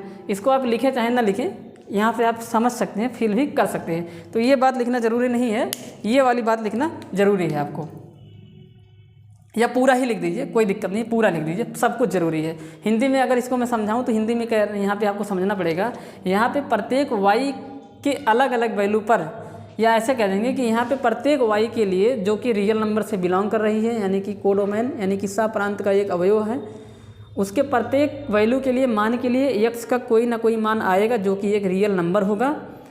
इससे यह पता चलता है कि Y के प्रत्येक मान के लिए एक्स में कोई ना कोई पूर्व प्रतिबिंब पाया जाएगा, अतः यह जो फलन है वो एक आच्छादक फलन है। लिख दें इस बात को, या फिर मैं जो समझा दिया वो आप समझ ही गए होंगे। एक बार फिर से रिपीट कर रहा हूँ, आपको लिखना पड़ेगा कि स्पष्ट है, यहाँ से स्पष्ट है कि y के प्रत्येक मान के लिए जो कि वास्तविक संख्या है x की कुछ ना कुछ वैल्यू आएगी, यानी कि x का कुछ ना कुछ मान आएगा जो कि एक वास्तविक संख्या होगी।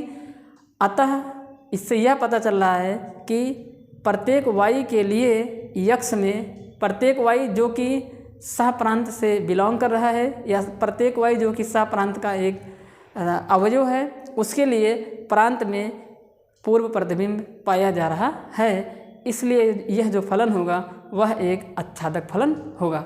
यही आपको लिख देना है, लिख ही देते हैं यार, लिख देते हैं। यहाँ पे लिखेंगे क्योंकि y जो कि बिलोंग कर रहा है सह प्रांत से उसके लिए, क्योंकि फॉर ऑल वाई, यहाँ पे एक निशान बना दीजिए, इसका मतलब for all Y, for all मतलब सभी वाई के लिए, उसके लिए यक्स उसके लिए डोमेन में यानी कि प्रांत में, डोमेन में मतलब प्रांत में कोई ना कोई पूर्व प्रतिबिंब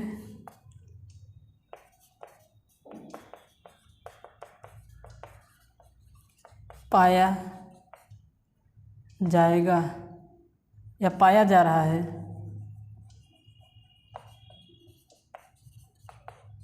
अतः फलन आच्छादक होगा। और ये जो फलन है वो एकैक भी हो गया और आच्छादक भी हो गया, इसलिए ये आच्छादक भी होगा। यानी कि यह जो फंक्शन है ये 1 1 भी है और ऑन2 भी है। तो this function is both 1 1 and onto, so this function is also a bijective function. यही आपको लिख देना है, ठीक है। यहाँ पे लिखेंगे क्योंकि यह फलन आच्छादक व एकैक दोनों है, अतः यह आच्छादी भी है, अतः यह आच्छादी भी है। बस हो गया। इंग्लिश वाले भी लिख देंगे this function is both 1 1 and onto, so this is bijective also. ये खत्म हो जाएगा। इस तरीके से ये पहला वाला जो है वो पार्ट हो जाता 7 नंबर का। अब बात करते हैं इसके दूसरे वाले पार्ट की। दूसरे वाले पार्ट की बात कर लेते हैं।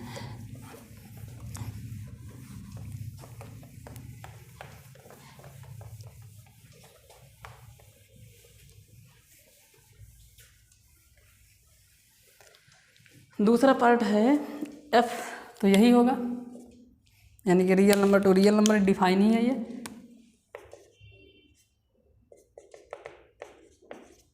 सच दैट इस प्रकार से है f x is equal to 1 + x², ये आपका फंक्शन है 1 + x², और real number to real number है, आप जानने की कोशिश करें यहाँ पे। तो यहाँ पे देख के आप बता सकते हैं कि x की वैल्यू अगर आप नेगेटिव रखेंगे तो ये पॉजिटिव बन जाएगा, नेगेटिव रखेंगे पॉजिटिव बन जाएगा, नेगेटिव रखेंगे पॉजिटिव बन जाएगा। इससे ये पता चल रहा है कि जो फंक्शन की वैल्यू आएगी वो पॉजिटिव आएगी, और फंक्शन की वैल्यू ही क्या होती है, इमेज होती है। तो इसका मतलब है कि इमेज का काम सारे पॉजिटिव नंबर ही करने वाले हैं, नेगेटिव वाले सब क्या हो जाएंगे, छूट जाएंगे। पर क्या यहाँ पर प्रत्येक x के लिए यहाँ पे मिल रहा है वो चीज़, तो आप समझने की कोशिश करें। यहाँ पे अगर आप x की वैल्यू 1 रखते हैं तो ये 2 आएगा, 1 का स्क्वायर, फंक्शन की वैल्यू कितनी आएगी 2, -1 रखेंगे फिर भी 2 आएगा। इसका मतलब 1 पे भी इमेज 2 बन रहा है, और -1 पे भी इमेज कितना बन रहा है, 2 बन रहा है। तो इससे ये पता चल रहा है कि 2 1 का भी इमेज है और -1 का भी इमेज है। इट मीन्स ये फंक्शन 1 1 नहीं है। तो ये 1 1 तो नहीं है, पर हमें तो दिखाने की नीड है ना, इसको दिखाएंगे, शो करेंगे। देखिए कैसे, यहाँ पे लिखेंगे फॉर 1 1 और इंजेक्टिव, इसी को क्या बोलते हैं, इंजेक्टिव, यानी कि एक का एक let x1, x2 belonging in real number, यानी कि डोमेन, यानी कि प्रांत, सच दैट, यानी कि इस प्रकार से लिए गए हैं कि f of x1 is equal to f of x2। अब f ऑफ x1 किसके बराबर है, तो f ऑफ x1, x की जगह x1 रखेंगे तो 1 + x1 का स्क्वायर, तो ये बन जाएगा 1 + x1 का क्या है square, is equal to 1 + x2 का क्या है स्क्वायर, क्योंकि f ऑफ x2 क्या होगा, x की जगह x2 रखेंगे तो यहाँ x2 का स्क्वायर, 1 से 1 कैंसिल। तो आप बोल सकते हैं कि x1 is equal to x1 square is equal to x2 का स्क्वायर। और हमने पहले या दूसरे क्वेश्चन में आपको बताया था कि x1 अगर x1 का स्क्वायर बराबर x2 का स्क्वायर है तो वो x1 x2 बराबर हो भी सकता है और नहीं भी हो सकता है, वो डिपेंड करेगा डोमेन पर, उसकी डोमेन क्या है, कहाँ से x और x आ रहा है, x1 x2 कहाँ से आ रहा है। तो अगर वो नेचुरल नंबर होता है तो x1 और x2 बराबर हो जाता है, अगर वो रियल नंबर या फिर z होगा, पूर्णांक होगा, तो बराबर नहीं होगा, यानी कि बराबर होगा भी और नहीं भी होगा, दो केस चलेंगे वहाँ पे, हमने ऐसा बताया था ना आपको। तो इसका मतलब है कि यहाँ से जो x1 होगा वो ± x2 होगा, क्यों, क्योंकि यहाँ पे जो डोमेन है वो एक रियल नंबर है, यानी कि आप x1 की वैल्यू 2 भी रख सकते हैं और x1 की वैल्यू -2 भी रख सकते हैं। आप x1 की वैल्यू -1 रख देंगे, x2 की वैल्यू +1 रख दीजिए, -1 का स्क्वायर जो आएगा वही +1 का स्क्वायर आएगा। इसका मतलब है कि -1 का स्क्वायर 1, -1 का स्क्वायर कितना हो जाएगा 1, और +1 का स्क्वायर कितना हो जाएगा 1 आ जाएगा। तो यानी कि 1 इन दोनों का स्क्वायर तो हो रहा है, पर ये दोनों आपस में बराबर नहीं है। तो यहाँ पे दोनों किस बन रहा है ना, तो यहाँ पे लिख देंगे, और जबकि ओनली x1 = x2 आना चाहिए, तो इसका मतलब निकल के आ रहा है कि ये दोनों नंबर आपस में बराबर नहीं है। तो here x1 is not equal to x2 only, यहाँ पे दोनों केस चलना है। तो यहाँ से कह देंगे हेंस फंक्शन,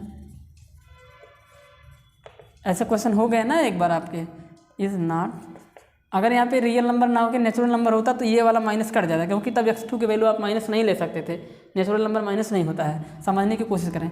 हेंस नॉट 1 1, तो ये तो 1 1 नहीं है, एक नहीं है। ये हिंदी में बोल देंगे कि माना x1 और x2 दो संख्याएं जो कि प्रांत से बिलोंग कर रही हैं, प्रांत से ली जा रही हैं, उस पर इस प्रकार से ली गई कि उस पर फलन का जो मान है वो बराबर है, और उसके बाद हमें ये प्रूव कर देना कि वो दोनों संख्या आपस में बराबर नहीं है। ये इसलिए नहीं बराबर हुई, क्यों, क्योंकि इनका जो डोमेन था वो रियल नंबर था, यानी कि x1 की वैल्यू आप 1 लेंगे तो x2 की वैल्यू -1 ले लीजिए, उनका स्क्वायर तो बराबर आ रहा, पर वो दोनों आपस में बराबर नहीं है। तो रियल नंबर है इसलिए ऐसा नहीं हुआ। अगर ये नेचुरल नंबर होता तो ये वाला माइनस कट जाता, क्योंकि माइनस फिर आता नहीं नेचुरल नंबर में, तो इसलिए ये 1 1 नहीं है। ऑन टू की बात करते हैं, ऑन टू पे फोकस करिए, ध्यान से देखिए। अब इसको थोड़ा जल्दी से बता रहा हूँ क्योंकि आप ऐसे सारे क्वेश्चन बहुत सारा लगा चुके हैं। ऑन टू के लिए ध्यान से देखिए, ऑन टू के लिए क्या करते हैं ना, आप अभी हमने आपको थोड़ी देर पहले बताया था ना ऑन टू के लिए कि यहाँ पे निगेटिव आ ही नहीं सकता है, क्योंकि निगेटिव आप रखेंगे तो निगेटिव जो को डोमेन में आए हुए हैं वो छूट जाएंगे, वो किसी लिए इमेज नहीं बनेंगे। और एक लेके बता दीजिए कि ये जो कोडोमेन का एलिमेंट है इसका डोमेन में कोई भी प्री इमेज नहीं है, इसलिए यहाँ टू नहीं है। खैर हम इसको range is not equal to codomain से दिखा देते हैं। अब इस फंक्शन की रेंज निकालने की कोशिश करते हैं। देखिए कैसे, तो एफ एक्स आपका कितना है 1 + x² है। अब आप जानते हैं कि ये कभी भी निगेटिव नहीं आएगा, दिस नेवर बी निगेटिव, ये कभी निगेटिव आ ही नहीं सकता, कभी भी ऋणात्मक नहीं आएगा। क्यों? क्योंकि x की वैल्यू निगेटिव रखेंगे स्क्वायर लगा पॉजिटिव बन जाएगा 1 जुड़ेगा, निगेटिव रखेंगे स्क्वायर लग जाएगा पॉजिटिव बन जाएगा 1 जोड़ेंगे तो एक पॉजिटिव नंबर ही आएगा। इसका मतलब ये निकल के आ रहा है कि ये जो 1 + x² है ये कभी भी छोटा नहीं हो सकता है 0 से, हमेशा 0 के बड़ा होगा, 0 के बराबर भी नहीं हो सकता, ये 0 के बराबर भी नहीं हो सकता। समझने की कोशिश करें, कहाँ से 0 के बराबर होगा? आप कुछ भी करके बताइए 0 के बराबर होगा क्या? नहीं। अगर आप x की वैल्यू 0 रखते हैं तो भी नहीं होगा, -1 रखेंगे तो भी नहीं होगा, तो 0 के बराबर भी नहीं होगा, ये 0 के बराबर भी नहीं आ सकता है। तो इसलिए ये हमेशा 0 से क्या होगा? बड़ा होगा। तो 0 से कितना बड़ा होगा? 0 से कोई भी चीज़ कितनी बड़ी होती है? तो इनफाइनाइट तक की होती है, इनफाइनाइट से हमेशा क्या होती है? छोटी। इसका मतलब ये इनफाइनाइट से छोटी होगी, यानी इनफाइनाइट तक की होगी। और 1 + x² किसके बराबर है? फंक्शन f(x) के बराबर है। ये रेंज निकाल ले, जान लीजिए यही तरीका होता है रेंज निकालने का, समझ के निकाल लेते हैं रेंज। ठीक, तो रेंज निकल जा रहा है, तो यानी कि ये 1 + x² का मान आएगा वो 0 से बड़ा होगा और इनफाइनाइट से छोटा होगा। इसका मतलब ये निकल कर आ रहा है कि f(x) जो होगा वो छोटा होगा इनफाइनाइट से और बड़ा होगा किससे? 0 से। तो इसका मतलब है f(x) जो बिलोंग करेगा, अब इंटरवल के फॉर्म में लिखेंगे तो क्लोज इंटरवल तो लगेगा नहीं अब की बार, क्योंकि इक्वल की साइन है नहीं, 0 को इंक्लूड नहीं करना है, एक्सक्लूड कर देना है, हटा देना है। तो ये साइन कहती है कि ये इंक्लूड नहीं है, एक्सक्लूड है, 0 नहीं लेना है। तो 0 to इनफाइनाइट ये इसकी रेंज हो जाएगी। बट जो कोडोमेन है वो पूरा का पूरा रियल नंबर है, ये 0 से शुरू होकर यानी कि 0 के आगे के नंबर ले जाएंगे। इसका मतलब ये निकल के आ रहा है, अगर आप इसको नंबर लाइन पे देखें तो ये 0 है, तो 0 से इधर और ये प्लस इनफाइनाइट है, तो 0 से इधर सारे नंबर लिए जा रहे हैं, इधर वाले तो छूट जा रहे हैं। बाकी रियल नंबर कहता है कि पूरा, रियल नंबर कहता है कि पूरा, पर यहाँ पे तो सिर्फ इतना ही पार्ट लिया जा रहा है ना। इसका मतलब है कि जो रेंज है वो कोडोमेन के बराबर नहीं है। समझ जाइएगा आप लोग, यहाँ पे समझने की अच्छे से कोशिश करें। यहाँ पे लिखेंगे हियर, तो यही रेंज हो जाएगी फंक्शन की, यही क्या हो जाएगी? रेंज, यानी कि परिसर हो गया ये आपका, ये क्या हो गया? परिसर। यहाँ पे लिखेंगे here range is not equal to codomain, here range is not equal to codomain,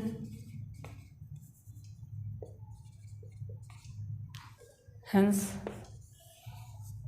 function is